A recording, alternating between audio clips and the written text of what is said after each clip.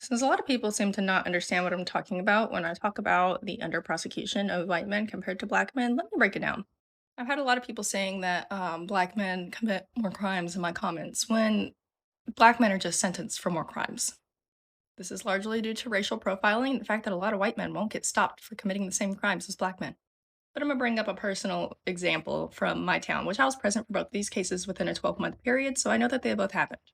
The first case, a 17-year-old black boy had helped a white woman who was being robbed, and the DA of our town had a personal vendetta against him and decided to prosecute the 17-year-old for helping the woman, saying that he was the assailant. It was a big uproar in our town. He actually did get sentenced, and she upheld the sentencing. Same town, less than 12 months later, a 12-year-old girl was being repeatedly raped by her father.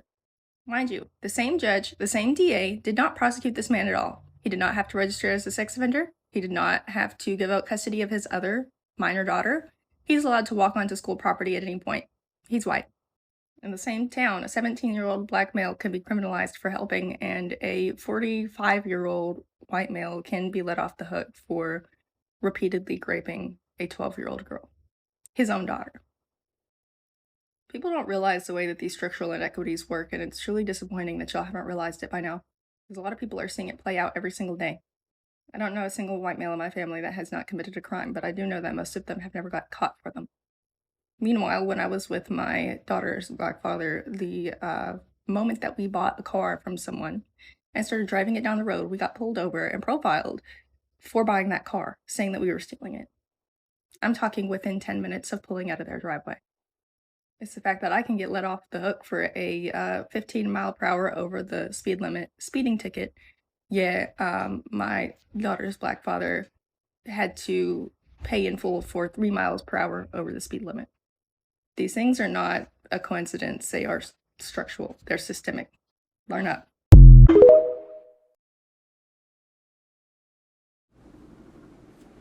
Shalom, shalom. I'm gonna start by giving all glory, honor, praises unto YAHAWAH, BAHASHAM, YAHAWASHI, BAHASHAM, QADASH.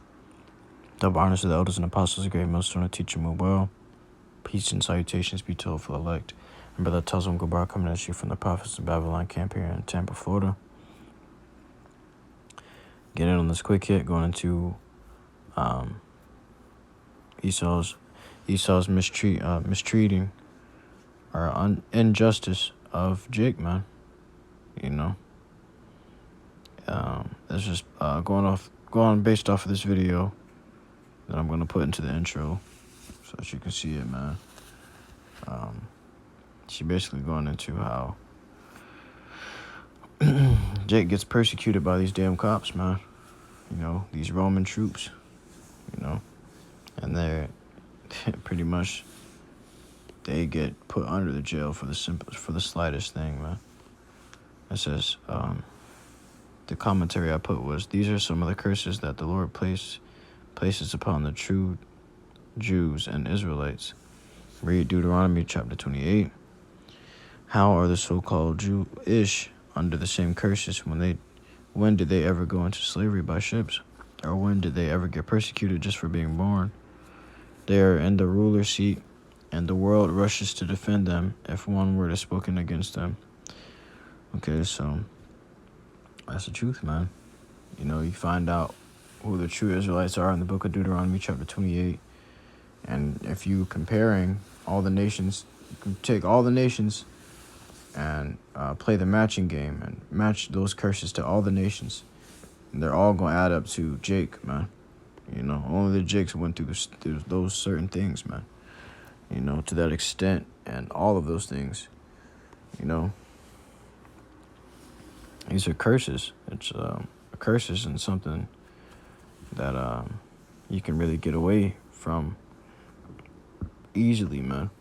A curse is something that sticks with you. All right. It's the book of Job, chapter 9, verse 24. The earth is given into the hand of the wicked. He covereth the faces of the judges thereof. If not, where and who is he? Okay, so who's the judge of the earth, man? YAHAWASHI Mashiach. And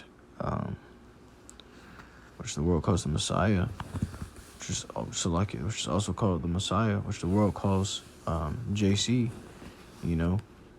And that's who they portray Yahawashi to be, as like a Cesare Borgia, man, an Edomite. They portray him to be an Edomite, and that's a covering. They covered the Lord's face with paint. You know, they covered him up with paint and deceived the whole world, painted him to be the image of an Edomite man, with brown hair, brown long stringy hair, and blue eyes, man. You know, it's just not what the Lord looks like. That's what an unclean man looks like, and that's how they painted the Lord to look. And that's blasphemy of the QADASH, man. They got to pay for that. That's one sin that just cannot be forgiven. Okay, but the scripture says the earth is given into the hand of the wicked, so it was given into them, man. That's why they were able to do such things as that, man. You know, but we're under the rulership of these Edomites, so they are ruling over us with their foot on our necks. You know, hard down on our necks, man. You know, it says Psalm 73:5. They are not in trouble as other men, neither are they plagued like other men. So, okay, because they rule the world, man. So they don't get plagued like other men, or neither do they get in trouble when, you know, an Edomite gets pulled over by the police. It's like they're getting pulled over by their neighborhood Spider-Man, man. You know, they get stopped. So, they get stopped by their best friend or their neighbor on duty, man. You know, you be saying what's up. A lot of times it really do be their neighbors, man. But they just, you know, they feel like that's a friendly visit, you know. Almost it's like the same feeling you get when you go into to a doctor's office. You know, you used to get when you go to a doctor's office, you feel like they were your friend. You know, they're here to help you. That's how these Edomites feel when these police pull them over. They feel like they pulling them over to help them, man. You know.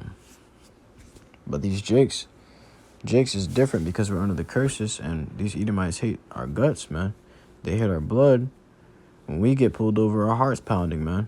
We don't know if this guy's gonna pull something out on us, you know. Hey, man, me personally, I got pulled over not too long ago, and man, I got this damn. The Lord delivered me on that day, man. The Lord came through. I got this damn hand clutcher that you use to strengthen your forearms and your grip, and it was all black. Oh my gosh, man! I had it in the pocket of my door, and I went to reach for my wallet because I thought it was in there. And then he put his flashlight in the car to look down there to see what it was, and man, this thing looks just like the shape of a gun. You know, so I was like, oh shit, this damn Edomite could at any moment he's got a gun, you know. And that's what Jake be thinking about when they're in these predicaments, because this is what happens. You know, these devils look for any opportunity to kill you, to put you down, man. To persecute you heavily, to hurt you, to do harm to you, man. These devils look for every opportunity in the book. You know, whenever they catch you slipping, it's raps. You know, that's why Jake be scared Jake be heart be pounding when the police gets behind him. But these Edomites aren't the same, man. When these Edomites get pulled over, you know, they feel like they're getting visited by their damn grandma or their grandpa or some shit, man. You know, so they're not in trouble as other men are in trouble. It's the book of Zechariah, chapter 11, and verse 5. Whose possessors slay them and hold themselves not guilty. And they that sell them say, Blessed be the Lord, YAHAWASHI, for I am rich, and their own shepherds pity them not. Okay, so our possessors slay us. You know, we are in possession of the Edomites, man. You know, it's like we are the possessions of the Edomites right now, man. You know, and they slay us and hold themselves not guilty. They get away with slaying us. They get away with killing us. You know, all of a sudden, some freak accident happened when the Jake dies around a bunch of Edomites. But these Edomites know that it's the Edomites that killed them. You know, these damn police officers, they get the chance, they put you down, and they get away with it, man. They get suspended for 2 weeks with pay, you know, if that, man. They don't consider Jake to be a man, a complete man. They consider Jake to be 3/5 of a man still, you know. And in that case, how much more the woman, you know? Yet the woman has benefits with Esau, all pertaining to that, you know, tying back down to that garden incident, man. You know, I shouldn't say incident, that garden situation when Eve sold us out, man, to the serpent. It says, whose possessors slay them and hold themselves not guilty, and they that sell them say, Blessed be the Lord. Why? Because you have the most special people upon the face of the whole earth, and in captivity. You have them as slaves, as captors, man. You know, and since we're enslaved to these damn Edomites, they use and abuse our talents. The Lord made us to be a special people above all people upon the face of the earth. You know, that's why Jake is a salt in everything. He's a salt in entertainment. He's a salt in sports. And we are in the possession, or these Edomites got us in their possession. So they feel like they can use us like their playthings or toys, or, you know, they feel like they just got like a very fancy toy, you know, a very useful toy. But they hate us, man. It says, the book of Deuteronomy, chapter 28, verse 19, Cursed shalt thou be when thou comest in, and cursed shalt thou be when thou goest out. You know, so this woman's going into how her Jake boyfriend got pulled over for going 3 miles over the speed limit, and he got ticketed.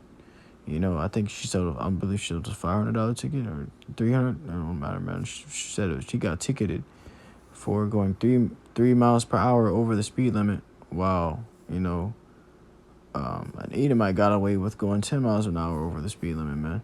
You know, and that's just, you know, what they would call racial profiling, or racial injustice.